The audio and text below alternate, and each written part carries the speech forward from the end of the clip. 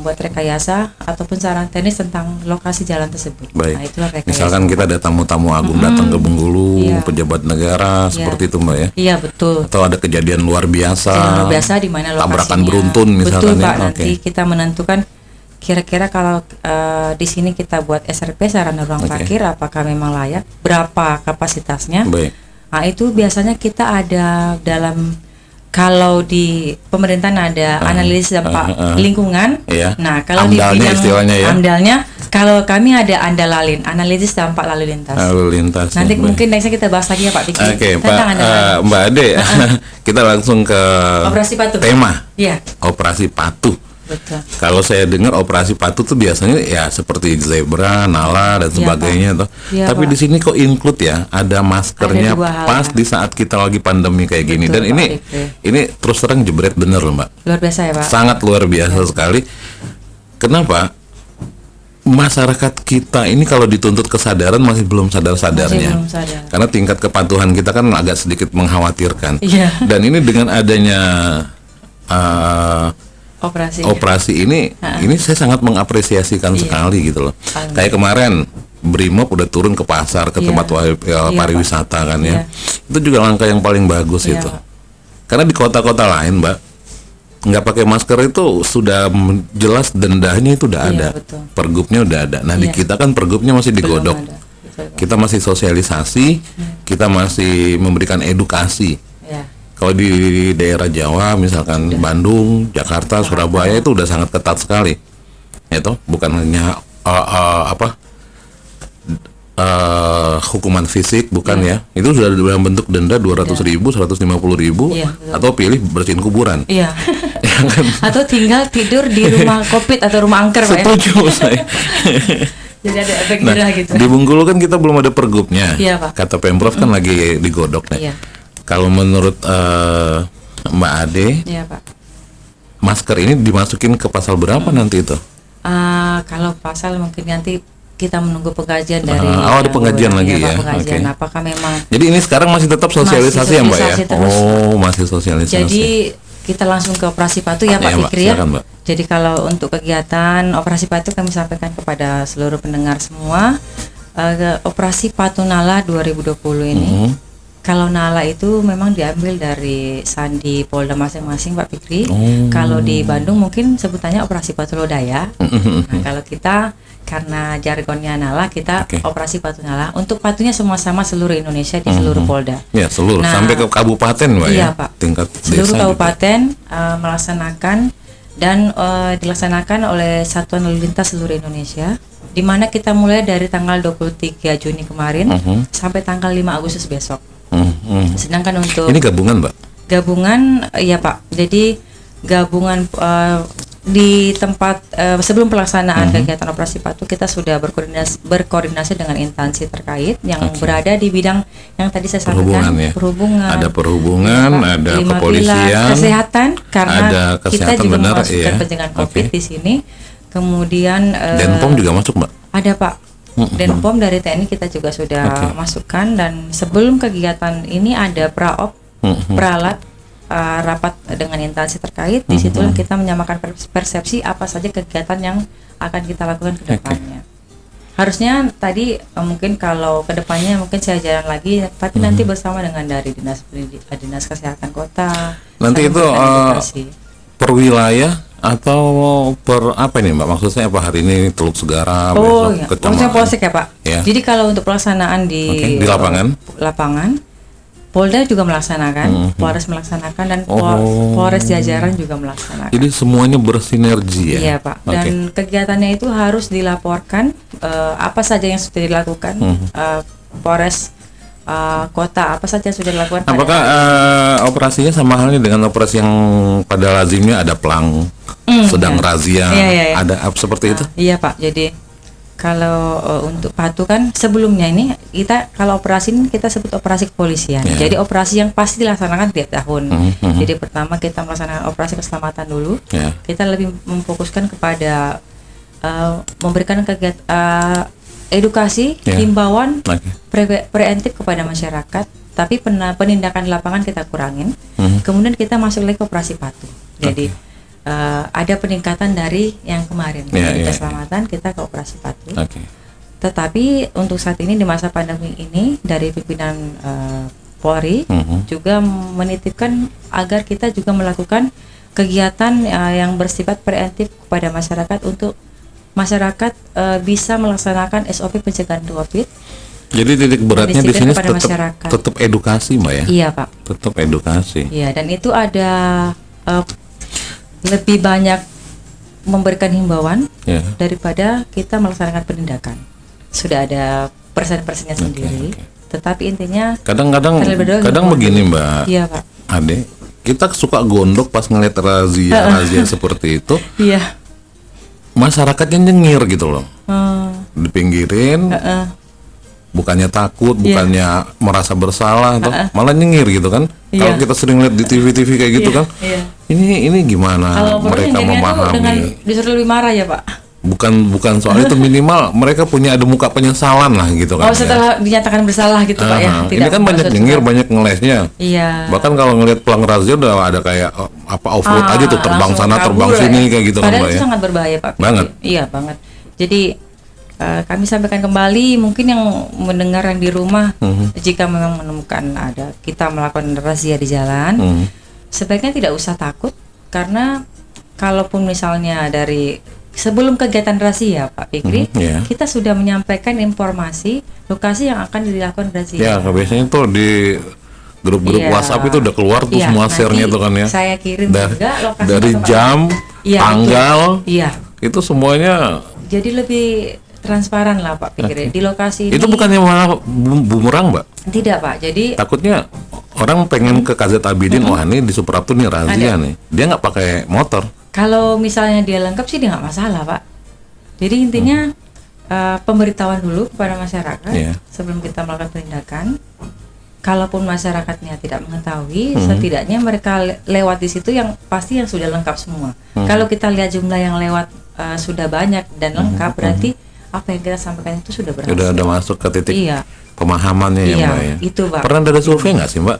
Pengendara kendaraan bermotor yang punya SIM dengan yang tidak punya SIM?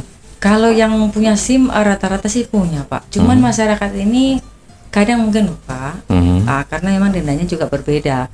Kalau lupa, biasanya kalau nanti saya bahas tentang sistem penindakan ada berapa ya, Pak. Kita ngomong masalah SIM dulu. Jadi kalau pengendara tidak memiliki SIM, tidak memiliki sama sekali, atau lupa membawa, itu denda pasalnya juga berbeda. Denda dan pasalnya juga berbeda. Jadi kadang kalau kami menemukan pengguna jalan yang tidak membawa, kita motornya kita simpan dulu. Kalau memang punya silakan diambil dulu. Nanti kalau sudah punya, silakan dibawa kendaraan. Itu salah satu yang kita lakukan, bukan membuat manja, tetapi supaya kedepannya mereka tidak lupa lagi saat membawa kendaraan. Biasanya lamanya razia itu berapa jam sih, Mbak? Kalau razia minimal 1 jaman, Pak. Cuma 1 jam? Iya, 1 jaman. Tapi kalau operasi patuh selama 2 kali kalau tidak salah dilakukan, tapi itu juga sesuai dengan petunjuk dari pimpinan. Karena sebelum pelaksanaan hari sebelumnya kita sudah menentukan lokasi dan jam pelaksanaan penindakan. Balik lagi ke topik kita hari ini adalah operasi patuh Nala 2020. Kenapa begitu lama? Kalau Juli, Agustus. Juli Oktober ya? Enggak ya? Juli ke Agustus tanggal 5 aja, Pak. Jadi selama 14 hari. Jadi termasuk hari. Jadi yang beredar selama ini itu cuma hoak ya? Iya, karena Juli sampai dengan Oktober katanya. Gitu berarti ada penambahan kali. Ada penambahan mungkin. Yang tersosialisasi di media sosial itu operasi patuh ini adalah Juli sampai dengan Oktober. Oh, mungkin kalau yang Oktober itu. Di sini include-nya tentang masker loh, Pak. Oh gitu. Oh berarti ini, Pak. Mungkin disamakan dengan kegiatan pencegahan COVID dari Satgas COVID, mungkin Satgas Nusantara memang ada, Pak. Jadi kalau untuk Satgas pencegahan COVID yang gabungan dari pemerintah, kepolisian dan TNI itu masih diperpanjang ataupun penekanannya tetap kepada pencegahan COVID-19. Tetapi kalau dari operasi patuh sendiri, kita juga mengutamakan kedisiplinan masyarakat terhadap peraturan lalu lintas, dan juga kita melaksanakan kegiatan pencegahan COVID dengan mengingatkan masyarakat. Anda masih saya undang di 0812 1133 1059 bersama Ibda Adelia Sunarwan, Kanit Dik Yasa, Satlantas Polres Bengkulu. Topik kita adalah Operasi Patuh Nala 2020. Dan Operasi Patuh Nala 2020 ini include semua kendaraan bermotor ya Pak? Iya Pak, mobil dan motor. Mobil, motor, kadang-kadang kan yang pakai mobil lupa pakai safety belt. Dan gitu itu termasuk dalam target operasi yang kita akan lakukan penindakan. Jadi bukan hanya kalau plat nomor untuk saat ini kan selama ini kalau plat nomor instansi misalkan plat nomornya merah nih, BD merah, itu kan enjoy aja tuh kalau lihat ada razia lewat aja. Kayaknya seluruhnya ya Pak. Kayaknya sekarang enggak ya? Karena kalau plat nggak merah tebang pasti pilih juga Mbak ya. bawa STNK. Oke. Ada STNK juga. Walaupun mereka memang tidak dikenakan pajak karena fakturnya belum form A. Jadi teman muda dan keluarga Bengkulu yang lagi dengerin Flamboyan lewat streaming juga ya. Operasi Patuh Nala ini adalah semua kendaraan bermotor. Iya. Baik motor ataupun mobil.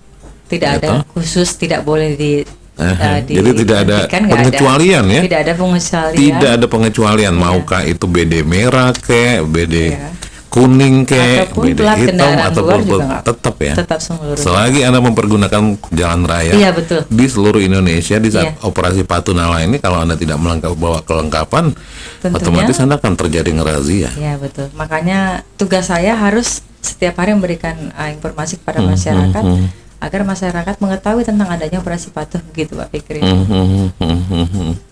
Oke. Kita coba sambil ya, nungguin yang lagi bertanya nih di 08 ini nih. Katanya selamat siang Flamboyan FM buat Ibu Polwan, katanya saya pengen tanya. Iya. Kalau misalkan kita punya helm, terus juga lengkap semuanya, udah gitu hanya pajaknya mati, apakah tetap kena razia? Mohon penjelasannya. Terima kasih. Wisnu. Nah, ini dari Wisnu. Iya.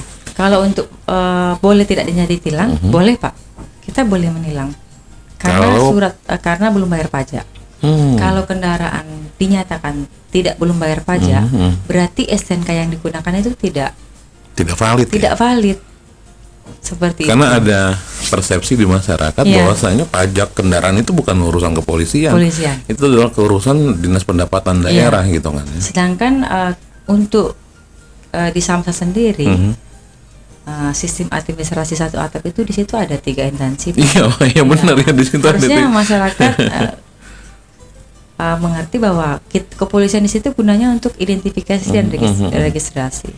Sedangkan kalau memang kita menegakkan tentang pajak, kalau tentunya pajak tidak dibayar, pasti untuk STNK-nya sendiri. Jadi tetap kalau terciduk di Operasi Patuh Nala tetap bakal kena tilang ya Mbak? Kalau memang asuransinya kita tilang, ditilang.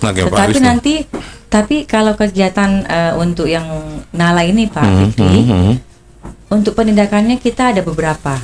Jadi tidak menggunakan helm, di luar yang tadi ya Pak, tidak menggunakan helm, kemudian melawan arus, tidak menggunakan safety belt, kemudian tidak membawa surat kendaraan, dan melanggar marka dan rambu. Jadi yang 5 ini yang fokus dulu kita untuk lakukan penindakan. Maskernya include? Dan ditambah dengan tidak menggunakan masker. Tapi kalau untuk masker kita selalu mengimbau untuk dipakai dulu sebelum mereka jalan.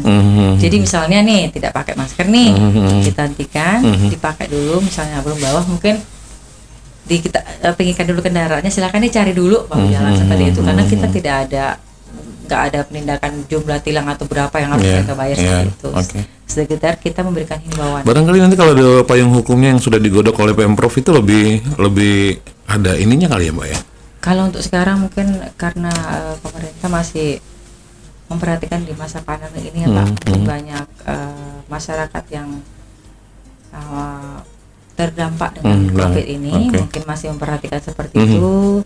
Kemudian juga kita takutnya nanti pada saat kita melaksanakan penindakan bukan citra negatif positif yang kita dapatkan dengan pasti suzulnya udah kemana-mana ya udah itulah udah kemana-mana. Sedangkan kita berdiri aja ngatur pagi pikirannya razia Pak. Jangankan itu Pak pikirin. Kita ada kegiatan bagi takjil nih. Iya benar. Di depan Polres dikiranya razia. Jadi dari jauh tuh udah muter. Ataupun kita melaksanakan kegiatan bagi masker. ada pengalaman yang menarik waktu sebelum juru parkir pakai jaket kuning ya Mbak. Iya Pak. Pas jaket kuning dari jauh kelihatan pada kabur semua. Kenapa? Muter ya. Razia. Itu kan parkir. Harusnya ada perbedaan dulu Pak ya. Ada Oma Akbar nih Mbak. Oma Akbar di Arah Bintang. Assalamualaikum Mbak Ade. Waalaikumsalam Pak Akbar. Oma pengen berdoa. Iya. Hanya berdoa semoga dengan adanya operasi patuh menimbulkan kesadaran masyarakat untuk mematuhi peraturan lalu lintas. Iya. Dan pandemi ini. Terima kasih. Nah, Oma Berarti berdoa Oma seperti itu salah ya. satu pendukung pemerintah dan polisian. Ada Arianto di Sungai Ubar. Semangat pagi Mbak, katanya numpang Selamat pagi. tanya ya. Iya. Biasanya nih kalau pakai motor nggak pakai helm ditilang nih. Tapi kira-kira kalau pakai helm, pakai motor kena tilang juga nggak nih katanya? Pakai helm? Kalau kira-kira kalau pakai helm nggak pakai motor kena? Nggak ditilang karena nggak mau. Kayaknya lagi ya, ini ya stand up komedi deh. Bawa SIM ya Mbak. Bawa SIM SIM, ada, ya. STNK ada, pakai masker, bawa pakai helm lagi kan ya. Berarti udah safety. Udah gitu udah safety banget kan ya. Tapi nggak ada yang motor. Ya pas di lampu merah dia berhenti tuh. Iya. Dia kena tilang juga. Nah nanti kita bahas tentang ini Pak Fikri. Iya. Dalam rangka mendukung salah satu kegiatan pemerintah untuk melaksanakan adaptasi kebiasaan baru kepada masyarakat, kita buat marka stop line jaga jarak. Bakal saya tanyakan seperti itu Mbak ya. Ada satu yang menarik kemarin itu saya lihat di sosial media Polres Argamakmur. Iya. Dia bikin kayak pit stop gitu kan ya. Stop, ya. Saya bilang ini rasa-rasa jaga jarak gitu kan ya. Tapi kok berasa kayak kita di sirkuit gitu kan ya. Motor GP gitu. Ya, kayak di motor GP gitu Iya, ya. Pak. Saya bilang ini bagus loh untuk jaga jarak. Iya. Udah gitu tanya sama teman-teman Bengkulu udah punya belum yang kayak di Argamakmur? Untuk katanya belum tuh katanya. Udah ada Pak Fikri. Sudah ada Pak ya? Berarti Pak Fikri nggak pernah lewat Gorsa Lebar dong. Ada juga yang ngomong kayak gitu. Katanya di depan Sawah Lebar itu Iya. ada dekat depan gor katanya. Oh. Jadi kalau di kota lain, Oke. mereka buatnya di satu ruas jalan. Ya. Tapi tidak tahu apa di jalan yang lain juga sudah ada. Tapi kalau di kota Bengkulu kita buat di 3 jalan. Satu yang saya tahu di depan SMP 2 itu ya Mbak ya. Jadi di Jalan Cendana tuh yang depan SMP 2. Ya, Jalan Cendana. Kemudian di depan SMK 3 di Jalan Jati dan di Jalan Merapi Pak. Oh, Meranti Jawa. Jadi ada 3 jalan yang sudah kita buat.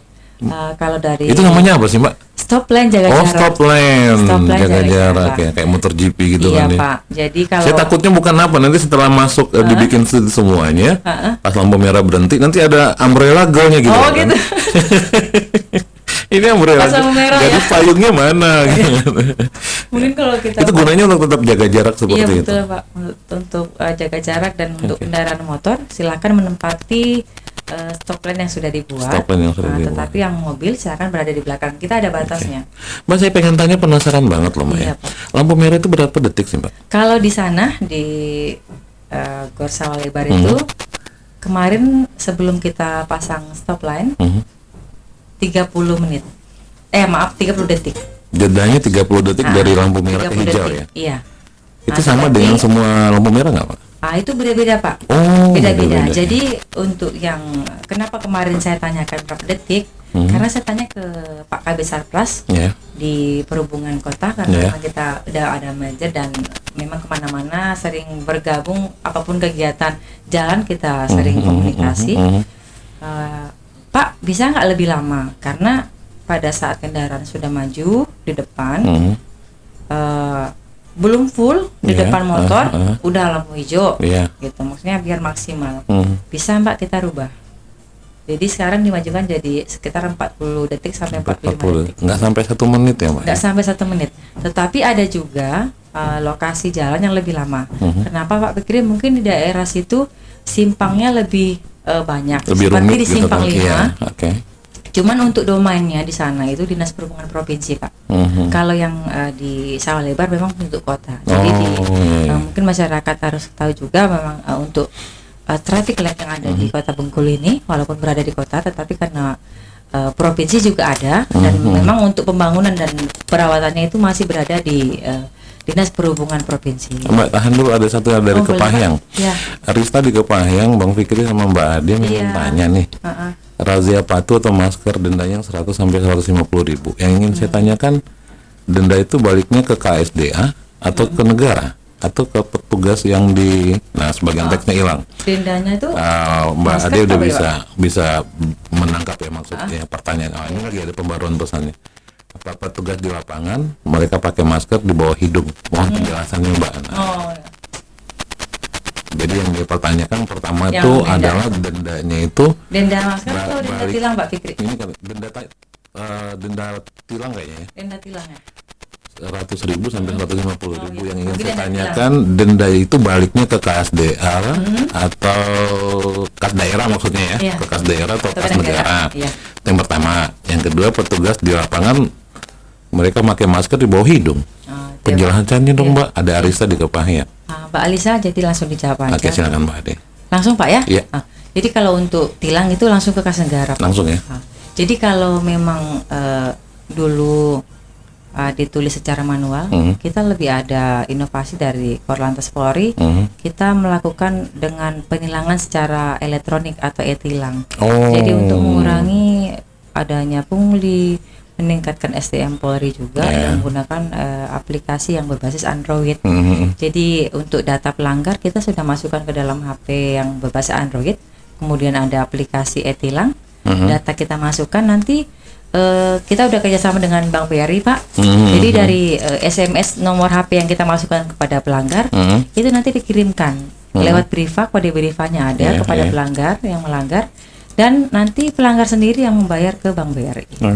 Jadi tidak ada memanfaatkan kecanggihan teknologi yang Mbak Ade ya.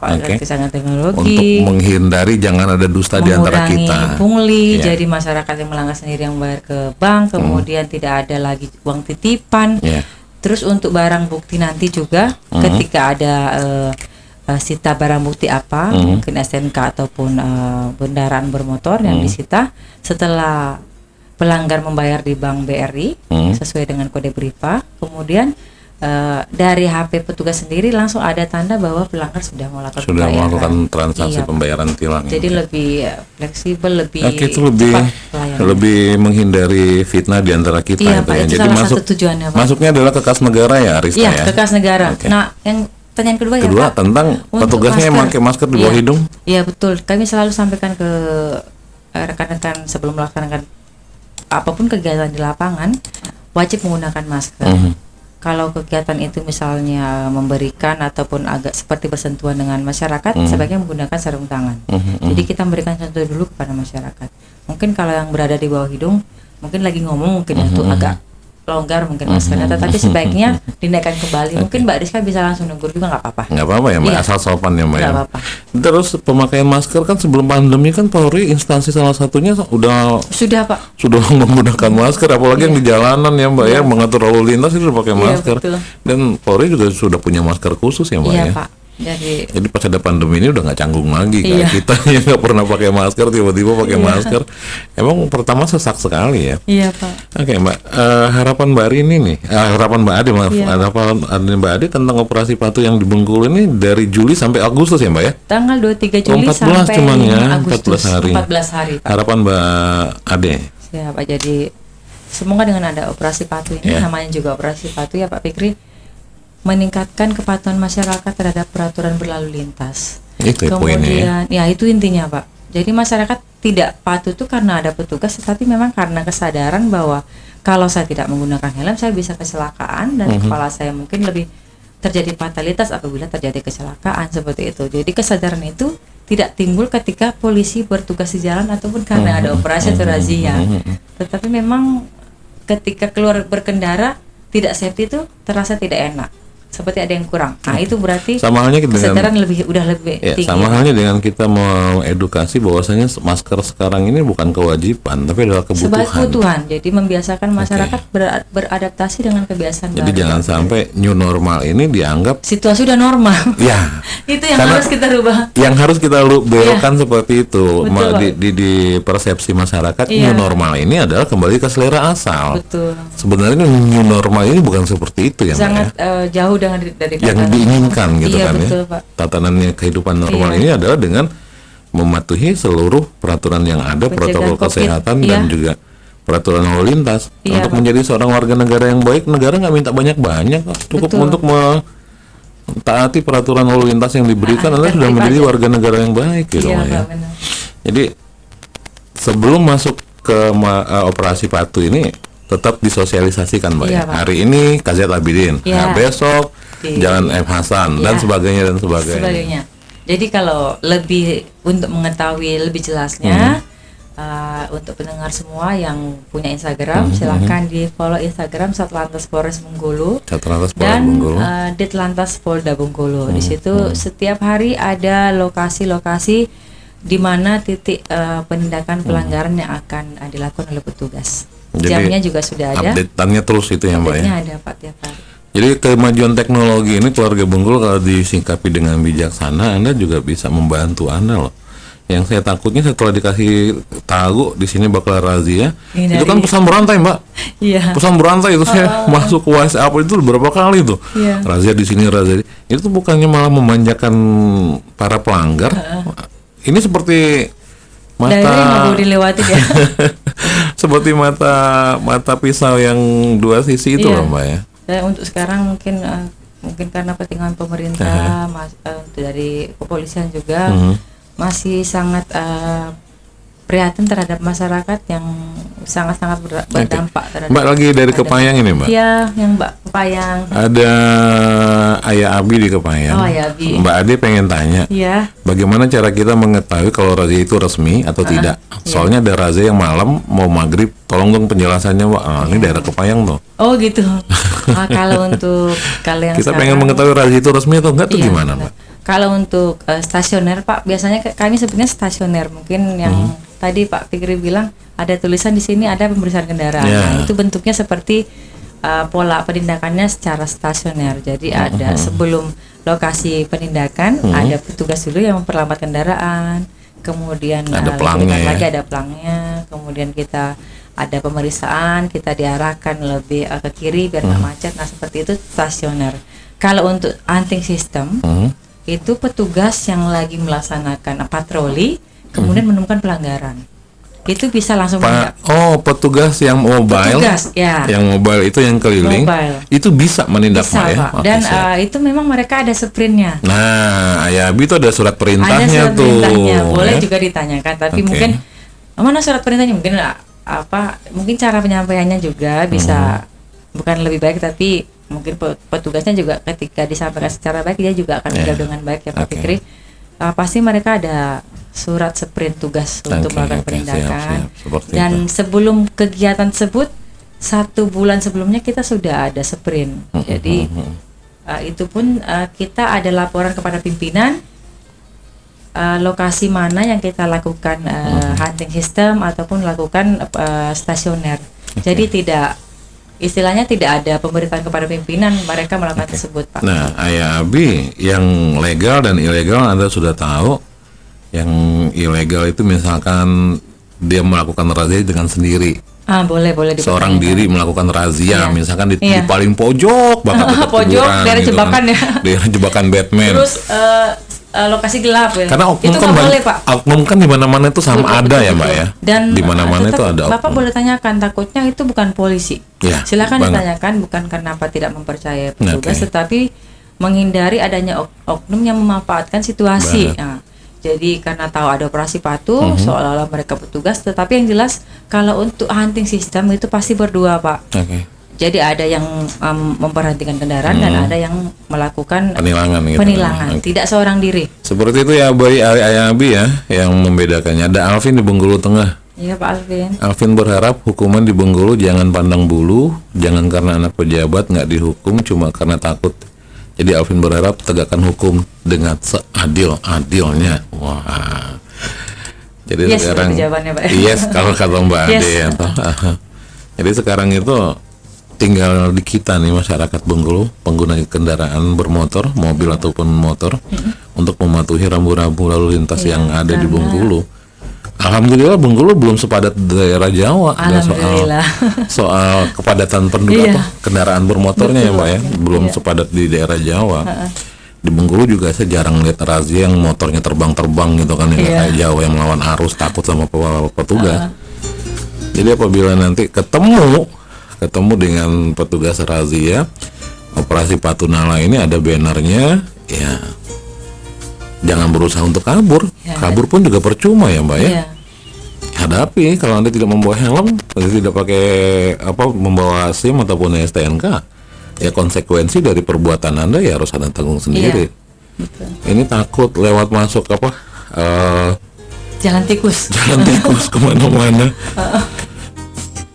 Ada gitu baca doanya baca doa tidur gitu. Iya, atau doa makan.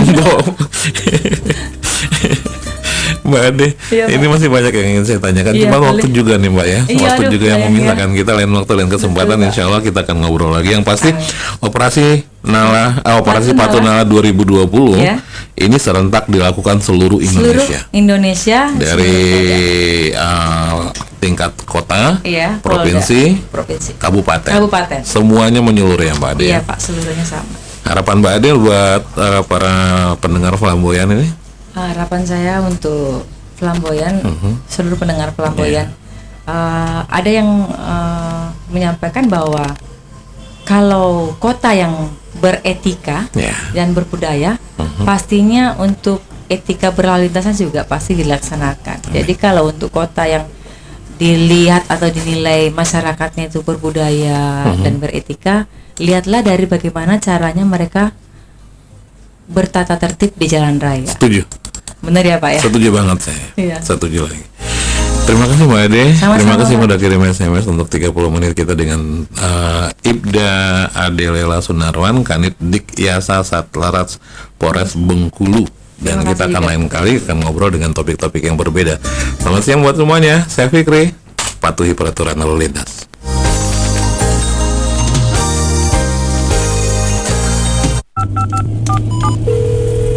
Halo San, tolong berkas-berkasnya disiapin dulu ya di meja saya. Sebentar lagi saya sampai kantor. Baik Pak, kok berisik sekali? Pak Budi telepon sambil berkendara ya? Bahaya loh Pak, kalau bisa menepilah dulu. Halah, tenang aja. Aku sudah biasa telepon sambil nyetir, San. Oh iya, jangan lupa bahan untuk meeting, ntar sekalian disiapin ya. Terus, tidak.